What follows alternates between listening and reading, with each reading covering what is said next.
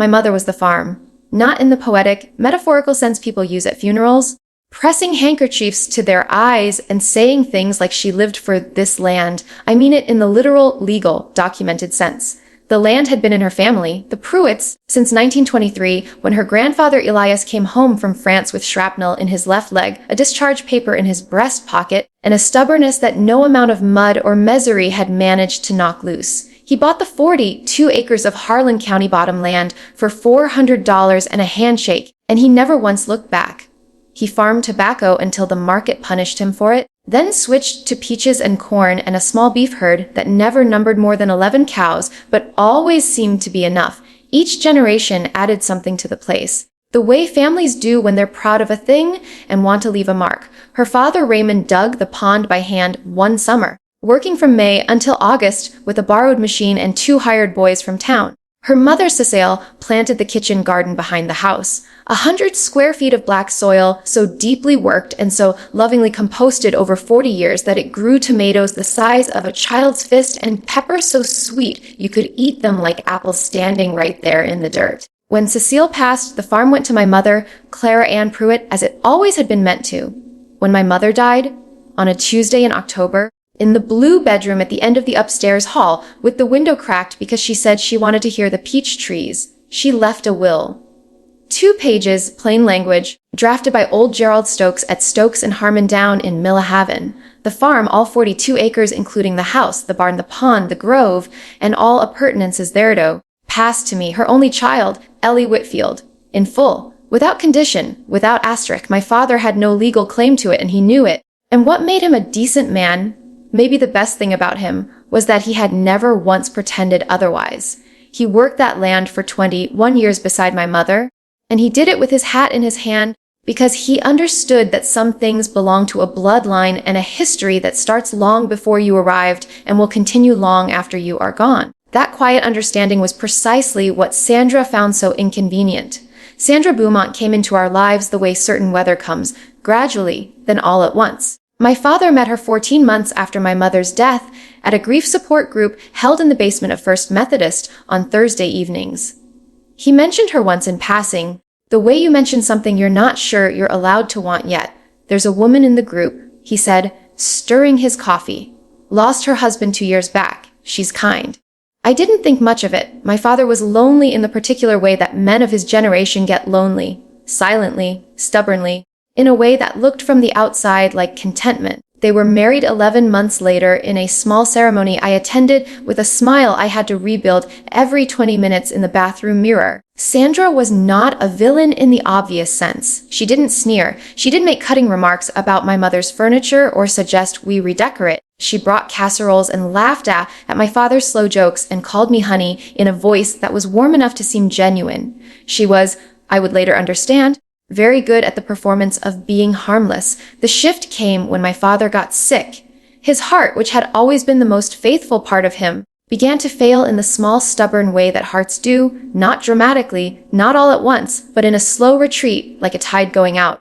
He was in and out of county general through that winter, and Sandra was there for every visit, holding his hand, speaking quietly to doctors, nodding with the practiced grief of a woman who had done this before and knew exactly which expressions to wear in which rooms. It was during those weeks that she started making calls.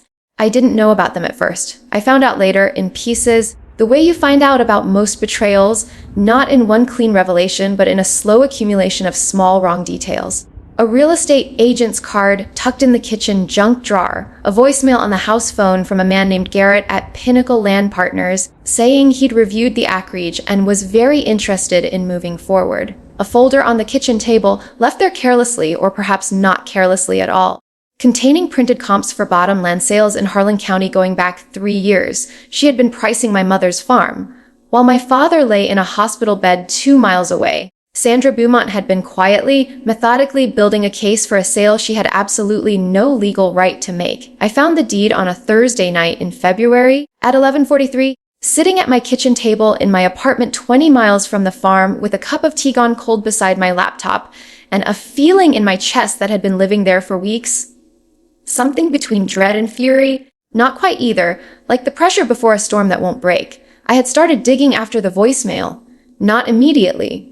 At first I told myself I was overreacting, that Sandra was perhaps just curious about property values, that looking into a thing wasn't the same as doing a thing. I gave her that benefit of the doubt for exactly 9 days. And then I found the listing. It was on a regional land brokerage site, the kind with a green banner and a phone number in the header and listings that showed acreage photos taken from the road. 42 acres, Harlan County. White farmhouse, barn, pond, mature peach grove. Asking price $480,000. The listing agent was Garrett Futchs of Pinnacle Land Partners. The listed seller was Sandra R. Whitfield. I sat with that page open for a long time without moving.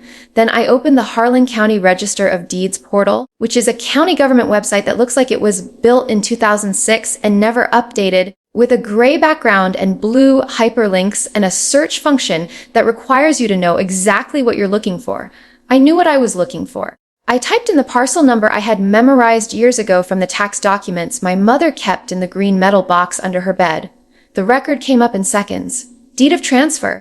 Recorded October 14th, the year my mother died. Grantor Clara Ann Whitfield. Grantee Eleanor May Whitfield. Consideration, love, and affection, and $1.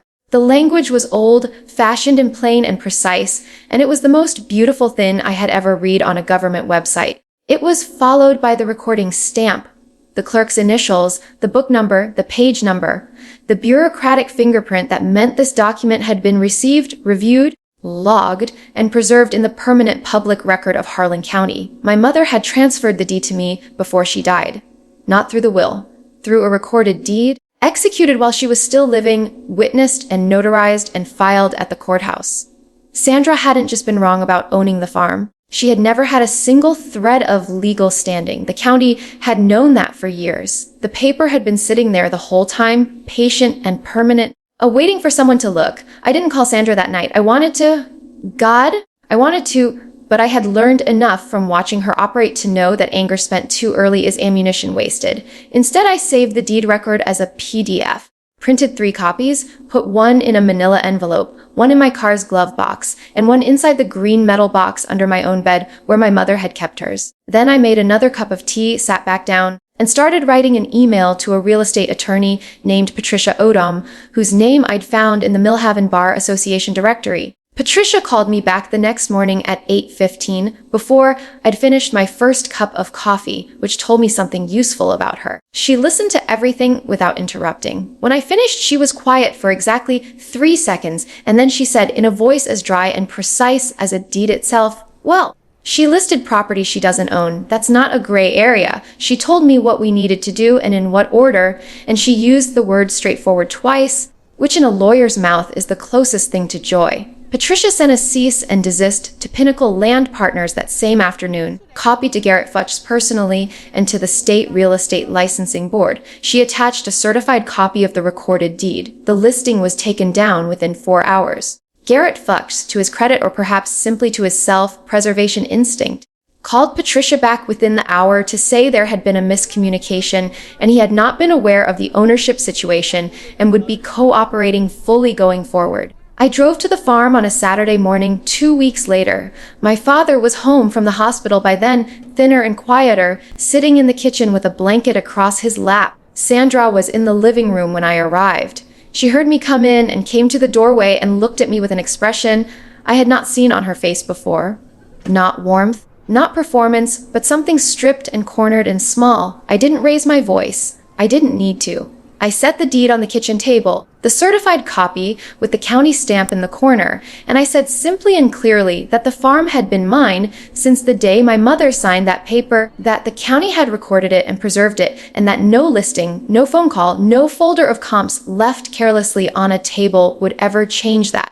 My father looked at the document for a long time, then he looked at Sandra. Something passed between them that I didn't need to witness fully to understand. The peach trees were just beginning to bud when I walked back out. 12 trees, 2 rows, each one named after a month. February was the furthest along, pale pink blooms already opening at the tips of her branches, patient and certain as any deed ever recorded, returning as she always had, on her own time, answering to nothing but the season.